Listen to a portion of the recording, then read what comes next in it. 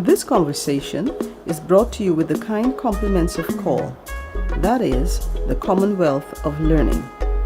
Gender inequality must be eradicated, and CALL is on a mission to help in its obliteration. It has embarked on a project to help young women and girls become motivated to pursue their fields of interest and build the future generation of leaders by launching the Commonwealth Wise Women Project. This is a mentoring program that links girls from across the Commonwealth with mentors also from across the Commonwealth who are women in leadership roles with a story deserving of emulation. But CALL does not stop there. CALL is now taking that initiative further by creating this podcast series where I get the opportunity and privilege to interview some of these distinguished women and hear the path they took or the path that took them to leadership. COVID-19 has joined the long list of contributors to gender inequality, including globalization, technology, and climate change. But stay with us through this 10-episode series and hear how women have made their way over and around these hurdles. I am Dr. Anne A. Wallace, a higher education management and e-learning specialist, and I will be your host.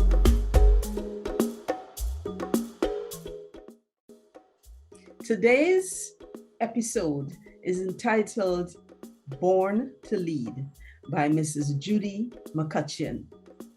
Welcome, Mrs. McCutcheon. Thank you, Dr. Wallace. It's a pleasure to be here. Thank you very much. Judy, what I would like to do before we start our conversation is to read a little from your bio so that our audience can get a sense of who you are. So please permit me to read your bio.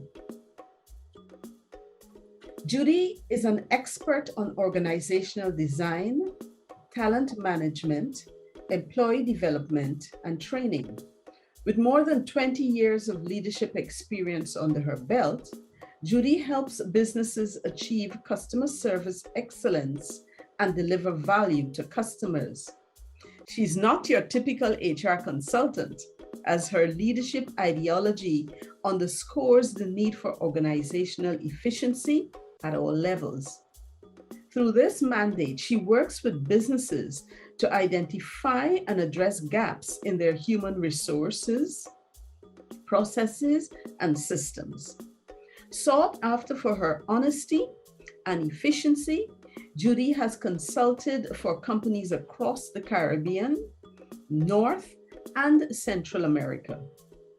Her certification as a John Maxwell teacher has enabled her to work with companies in several industries, including finance, manufacturing, telecommunications, and retail.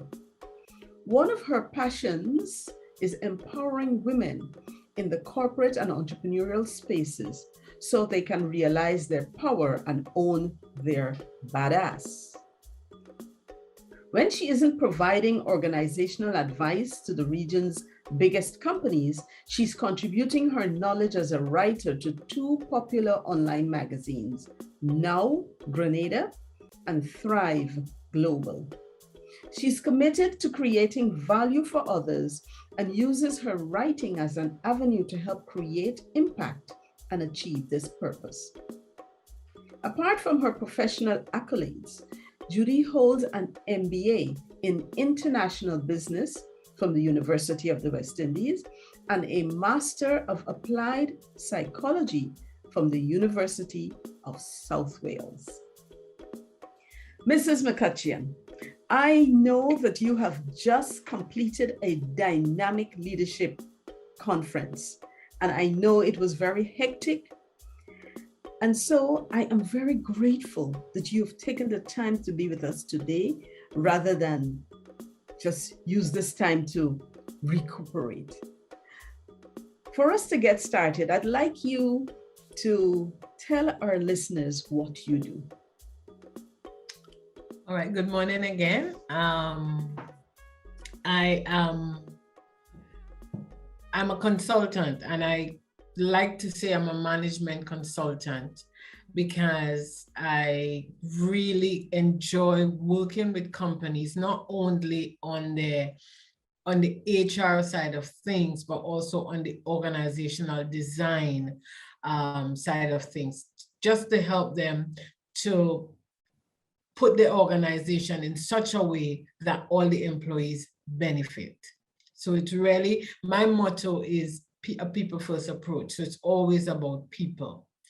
And my second passion that I'm really pushing right now is helping women to understand, realize, and claim the power that they innately have, so that they can really step up and shine the light and be the voice, so that the generation after us, after them, can continue to do that. Because I believe that when we shine, we give other women the permission to shine as well. That's excellent. Now, talking about generations, I was brought up in a generation where there was a nursery rhyme that said, little girls are made of sugar and spice and all that's nice. Is that really so? Or tell me, should it be so? Well, a couple of years ago, I wrote an article about that. And I said in the article that we are made of sugar and spice, but we're made of a lot more than just sugar and spice. And what has happened is that the sugar and spice bit was the emphasis. Our brilliance, our intelligence, our creativity, that part of us was never emphasized. Wow. So I really want us to just emphasize that part. Know that we're kind, we're loving, we're newbies, but we're also intelligent, we're brilliant, we're creative, and we have so much more sugar and spice. Yeah, that is very, very forward thinking. Tell me, did your family background nurture you into being this vivacious leader that you are? Or is this a persona that you have built for yourself? You know, it's some and some. So I grew up in a single parent home. My mother had 10 children, and I always make the joke to say, I don't know how you can be a single mother with 10 children. I always tell her that.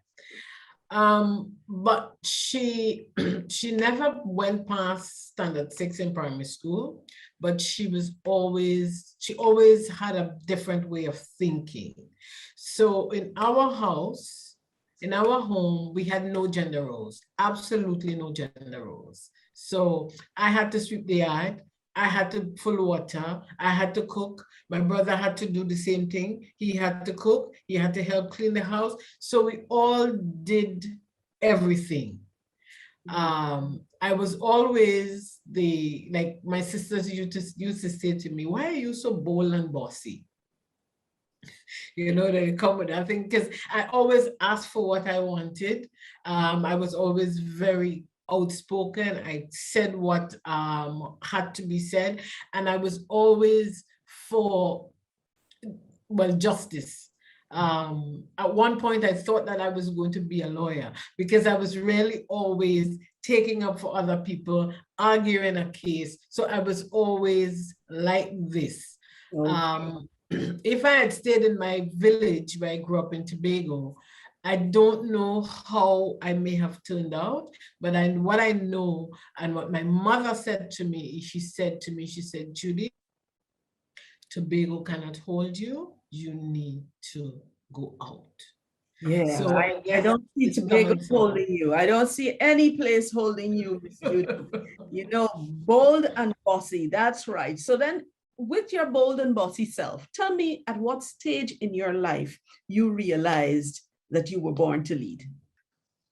When I actually started, my friend owned a consultancy, and when she started, she took me on there because it was her alone. And as we started, and as I started working with her to build that consulting company, I realized I do have some qualities that could do stuff, and then she started giving me more and more, and she started giving me some of the biggest clients to handle. And I realized, okay, I could do this, I could do this. And from there, I just started doing my other training and my different leadership stuff to really help me hone that talent that I realized I had. So what I'm hearing is that the right environment, or one makes the right environment and chooses to advance from there.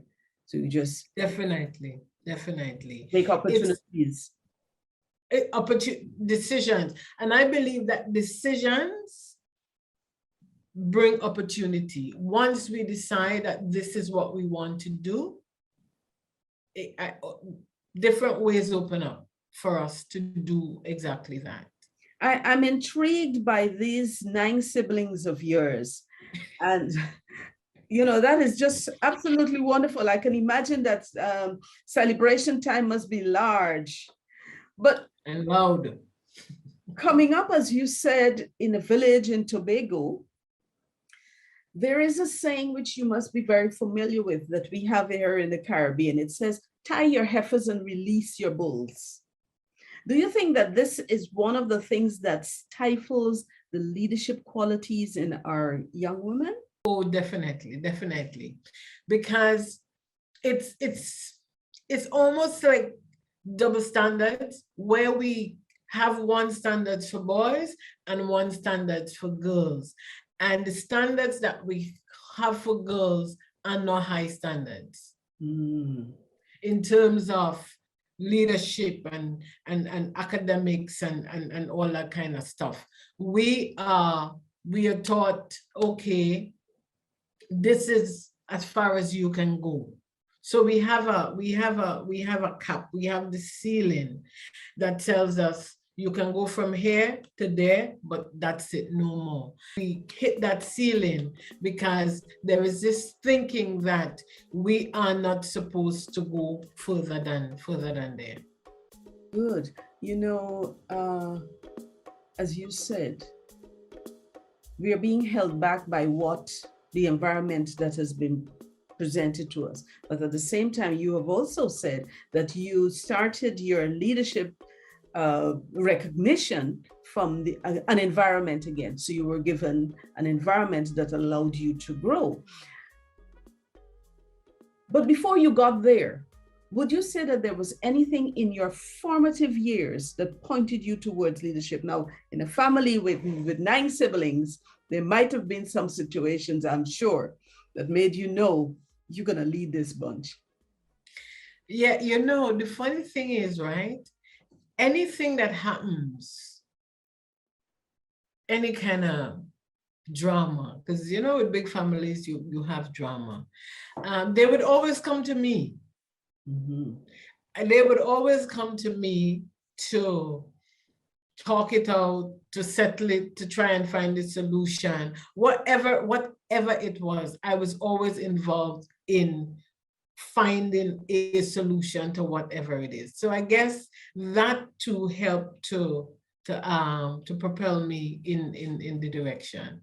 So what you're saying to our listeners is, our girls and young women, is that the present circumstances provide the grounding for leadership.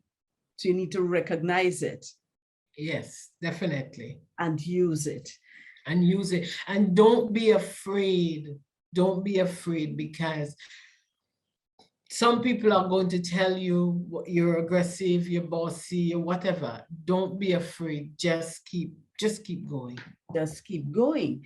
And as you say, some people are going to tell you all sorts of things. And then I think sometimes that parents unwittingly contribute to a negative self-image for their girls. What would you say are the definite no-nos for parents to say to their young daughters? I'm going to come back to that sugar and spice bit, because we want, as parents, we really want to tell our young girls things that are empowering, that are encouraging, that really lifts them up. So we can't say to our girls things like, well, you can't go into that profession. So if you have a girl who, I don't know, she wants to be a rocket scientist, let her be the rocket scientist. Let her be that. If she wants to dress, and this is a real example, because this is one of my daughters. She would wear stripes and plaid. No, I mean, easy. And I let her wear it because that's her personality, that's who she is, that's how she expresses herself. And we have to not push down our kids' personality. We have to help them manage it. Right? We have to hone it, we have to mold it, but certainly not push it down and keep telling them things like, you can't do this, you can't do that. You know, let us not do that. Let us not tell our girls, if you wear that short pants and go out, some man is going to. Let us not make them feel that if something happens to them, if a man does something to them, that it is their fault.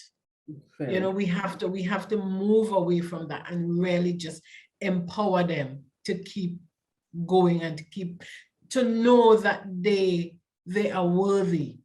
Because I think a lot of it is that we feel that we're not enough. And then somebody else feel that we're too much.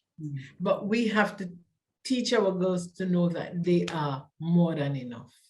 Wow. Now that's the essence of empowerment. Judy, you know, you have that figurative S on your chest. One superwoman in the Caribbean here.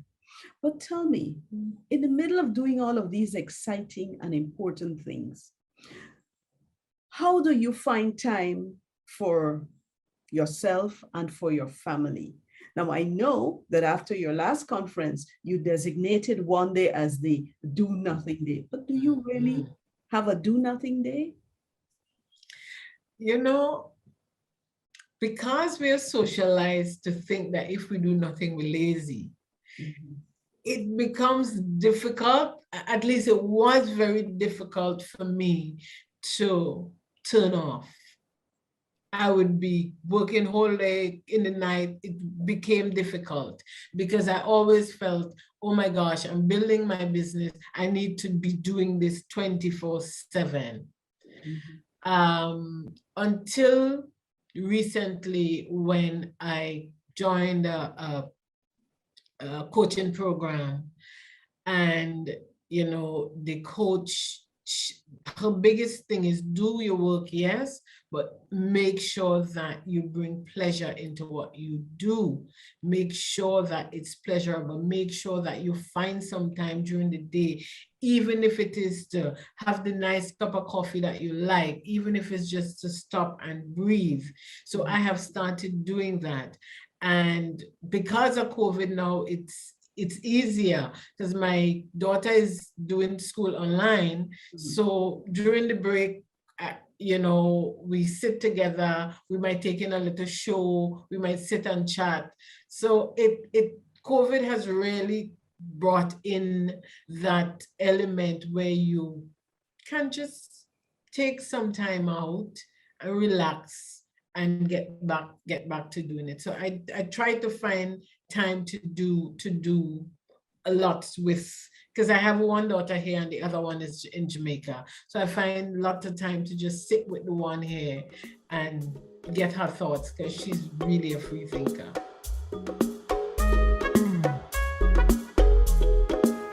The Pathway to Female Leadership is brought to you with a kind compliments of the Commonwealth Wise Woman Project. Before we went to break, you were telling us about how you create this space for yourself and for your family. And I realized that one daughter is close by and one is not so close. So clearly you have to carve out time to do this. And I take it that this is a benefit to you. Could you explain to our listeners who are young girls and young women who are heading towards the leadership path and who may be already feeling that they have to work nonstop. Could you explain to them why a work-life balance is important, especially for a female leader? So I like to say it's a blend, because there's no longer leave your problems here or leave your problems there, because you are that one person. You take you wherever you go. You also want to show up wherever you show up as the best version of who you are. So taking care of you, your mental health, your physical health, taking care of that is really a big part of being a leader. Because if you are going to lead the way, you have to show the way. And to show the way, you can't tell me as your employee, take the time off, rest, relax, when you're not doing it. So to lead the way, you have to show the way. So take the time for you. I mean, even if it is 5 minutes to just decompress and go again, so that you show up really as the best version of who you can be every single time. And you can only do that if you're able to step back so that you can step forward. And talking about stepping, you step in what is predominantly a man's world, a leadership position in a very vibrant environment. Some say that women leaders have to act like men to be effective. Do you agree? So wholeheartedly disagree with that. But there was one time when I did that, and it causes, for me, it caused burnout. Because of course I was operating not as my authentic self. I was trying to put on a different persona. I am not a man. I cannot take on a man's persona. What I know is that we have our male energy and our female energy, and each of us have it, and we have to balance those. Sometimes what we are doing may call for more of the male energy, or it may call for more of the female energy, but we have to balance those two energies to really make it work. There is no need as a woman to operate like a man, even if you're in an industry that is predominantly male.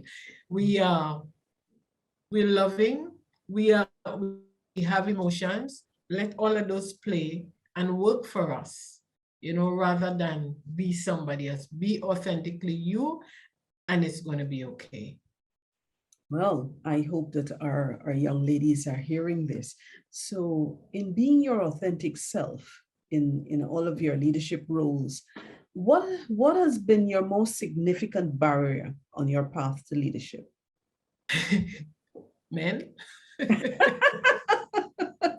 Do tell. It's men, and this is both ways.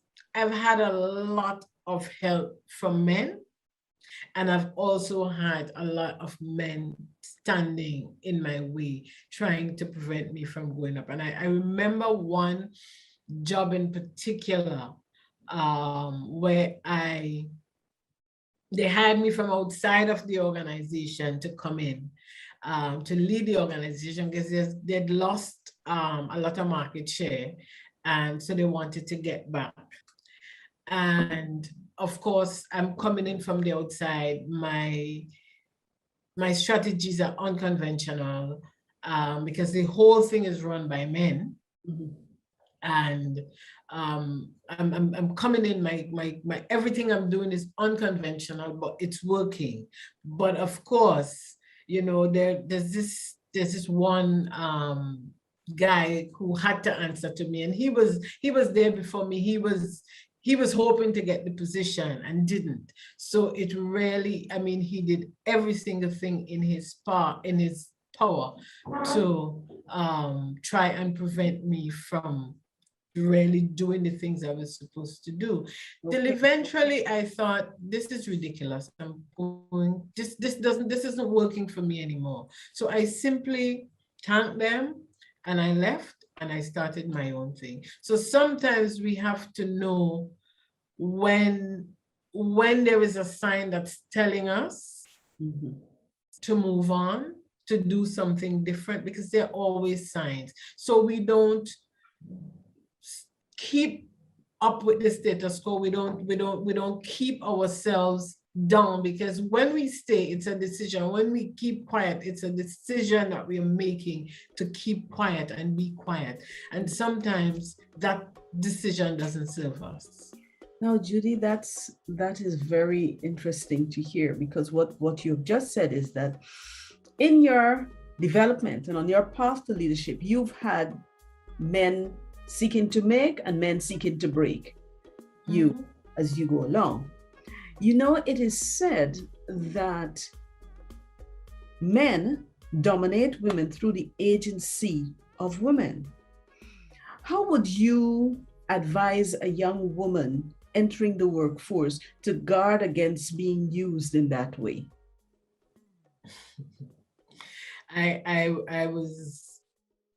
I'm thinking about that, because it really is important that we look out for some of it is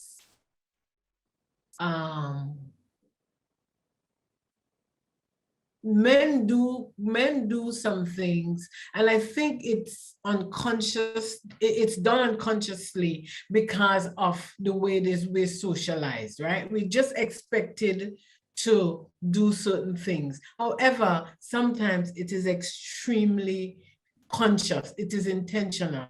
So what I would like to ask women to do, to ask young girls as you come into the workforce, as you move up into your leadership position, be wary, be careful, be cautious of being asked to do things that prevents another woman from moving forward.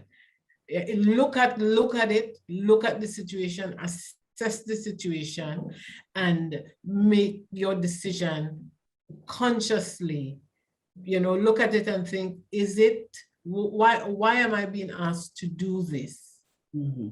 Yes. Ask the questions so that you can make your decisions intelligently rather than just following along blindly, because a lot of times we are the ones who keep ourselves back, keep each other back, I should say. Yes.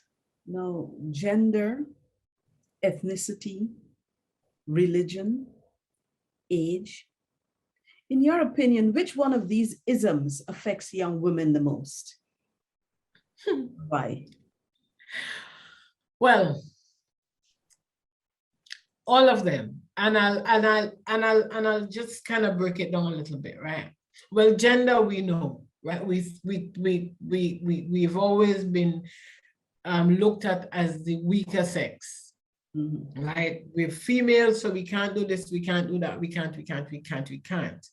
Religion plays a significant role in the domination of women. It plays a really, really significant role.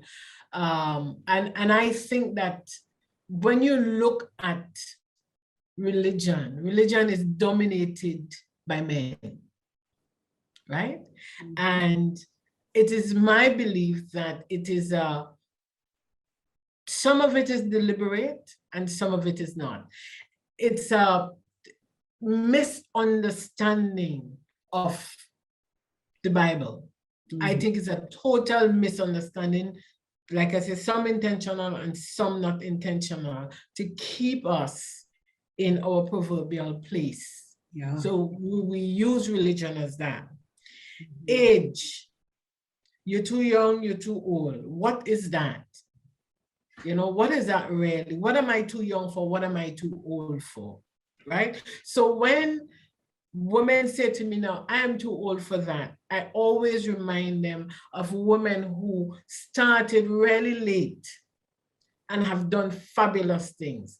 Those are just barriers that society puts in front of us, and we take and run with it. Mm-hmm. So they all prevents us from moving forward, but it is really a matter of changing our perspective on each of them. Because when somebody tells me something from the Bible, I could counter them with something else.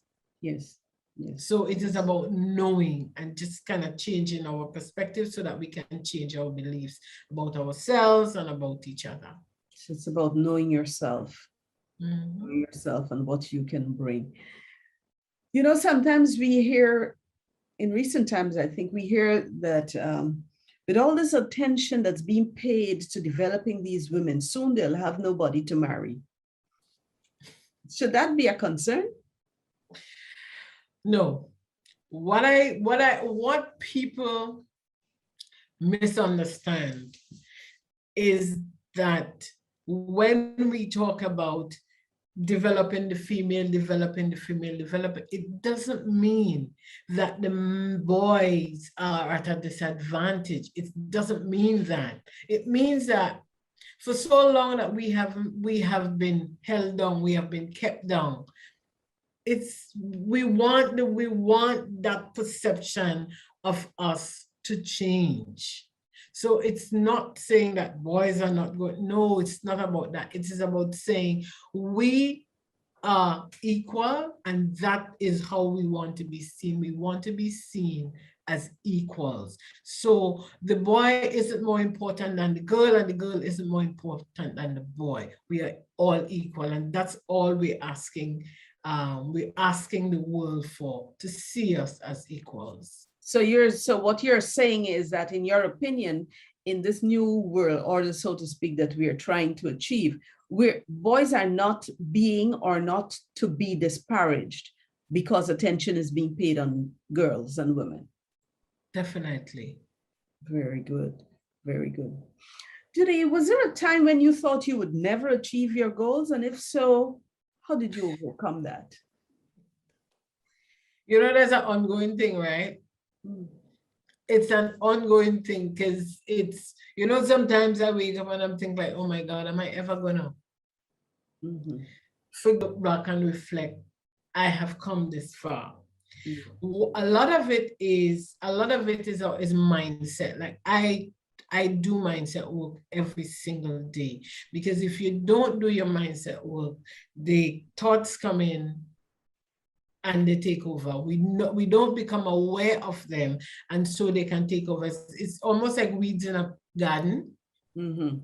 If you don't tend to the garden, the weeds are going to overgrow and take over. So it's the same thing. So I do mindset work every single day. Every single day, I have to remind myself, every day of my life, I have to remind myself of who I am. Yeah. And I do that. I do mirror work. You know, I just stand in front of the mirror and tell myself the most beautiful things ever. So I do mirror work, and I do journaling. Journaling is my go-to tool, where I journal every single day about my fears, my accomplishments, the things that I want to accomplish every single day. Because when you don't take your fears out of your head and put them on paper, they really mess with you. When you see them on paper, you realize, oh, half of this don't make any sense. Why do I have this fear? Yeah. But then again, fear is a good emotion, because fear prevents us from jumping over a cliff. You know, it prevents us from taking unnecessary risks. So we have to be able to look at the fear and know if this fear makes sense or if it doesn't make sense. And you do that by just really working on your mindset and your belief system every single day. I like that you do the mirror work and you tell yourself these wonderful things in the mirror. This is something that we should all learn to do.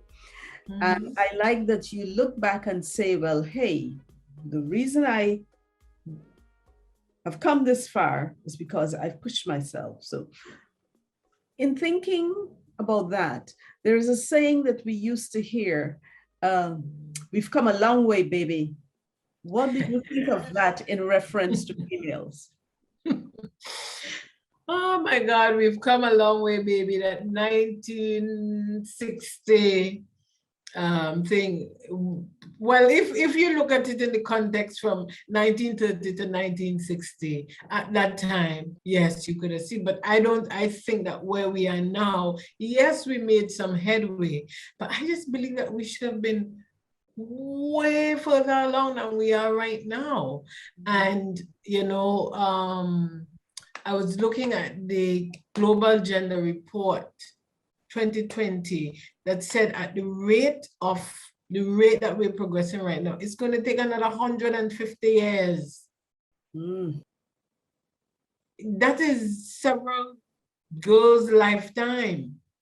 And we don't have that time. We don't have that time. So we now have to accelerate that rate of change. So we in ourselves, we have to come together as a collective. We really have to be on the same side to help to accelerate this change so that my daughters, their daughters, you know, don't have to be marching for gender equality and equal pay and all that kind of stuff. We really do need to accelerate that rate of change. There is a US, well, there was an outstanding US Congresswoman, Shirley Chisholm.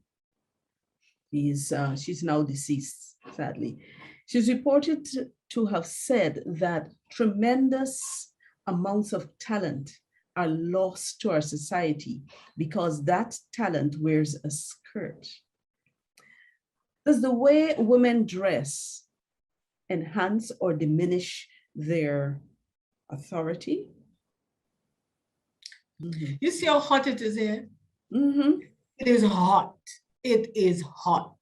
Why am I in a suit? Why am I in a jacket and a thing? Why? Why? First of all, I need to dress to be comfortable and I need to dress for the environment. Yes.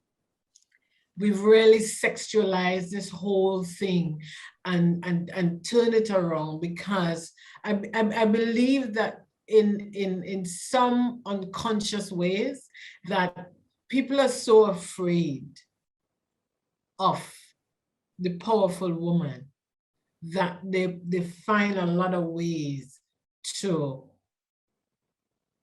keep her in her place, so to speak. So we look at the way she dressed. Why should the way I dress? I'm going into an office. I'm not in a short shorts and a thing. I'm going into an office. I'm dressed nicely. I'm dressed appropriately. Why should that affect? You know, why? And so for me, I believe that should have absolutely no place in whether I can make a leadership decision or not. Your burning love clearly is for the Caribbean. And you and I know that a lot of women enter higher education in the Caribbean and graduate. They don't just enter, they succeed, they come out. Where would you like to see more leadership of women in positions in the Caribbean? Is it in politics, industry, religion, or in the judiciary? Where would you like to see more advancement of women in leadership? I would love to see more women in politics, but in substantive role. We always have a supporting role, and I think that it's about time we step out of that. I would like to see more women in tech. I would like to see more women in engineering. I'd like to see more women in science. I'd like to see more women in, well, I guess this is science, but in robotics. And I want to see us really make our mark in those areas, because those are the areas where we will be significantly disadvantaged in this new digital age. We become lawyers, we become doctors, we are human resource managers, and a lot of these a lot of the jobs that women now occupy can be done digital. If we go total digital, a lot of those jobs will be absorbed into that. Mhm. But the jobs that would really need people and those are the areas that we're going into. So we really need to go into STEM. We really need to get into there and get into there big, because that is the new next big thing. And we have males going into it. And if we don't, then we're going to continue with that dominance. So we need to get into that area. And parents, we need to stop telling our kids, go and be a doctor, go and be a lawyer. If the child wants to be a mathematician, then let her go. If she wants to study robotics, let her go. If she wants to do digital, whatever, let her go in that direction. Judy McCutcheon, you are such a visionary. What would you say if you walked down the street and you saw your 15-year-old self now? What would you tell her? I would tell her, don't waste so much time to get in the game, to do it afraid. And that's the biggest thing. We get afraid and we don't do it afraid. Jump and grow your wings on the way down. It is going to be just okay. Oh my goodness. Jump and grow your wings on the way down so that you can fly. Wow. What's next for Judy? Two things. One, I really want to keep raising the bar on the Disruptive Leadership Conference. So looking at doing it differently so that every year it gets more and more impactful. And I've started my coaching. And so I want to really push that to really help us as women really own our power, recognize the power that we innately have and own it and step out and know that you owning your power doesn't take away from the next person owning theirs. Great. That's excellent. And that is a clear description of your journal. That's out. What do we call it again? Own Your Badass. Thank you very much, Mrs. McCutcheon. Thank you very much, Dr. Wallace. This has really been a pleasure. Thank you. It's certainly been my pleasure. We have been talking with Mrs. Judy McCutcheon, CEO of Go Blue Inc. from the Spice Isle of Grenada, a leader in the Commonwealth, a vivacious, energetic, dynamic leader. I thank you, Mrs. McCutcheon. Thank you.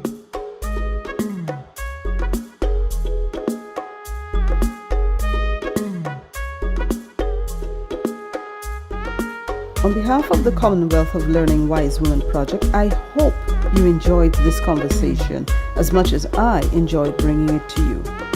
Tune in for our next episode when we have another dynamic female leader from across the Commonwealth.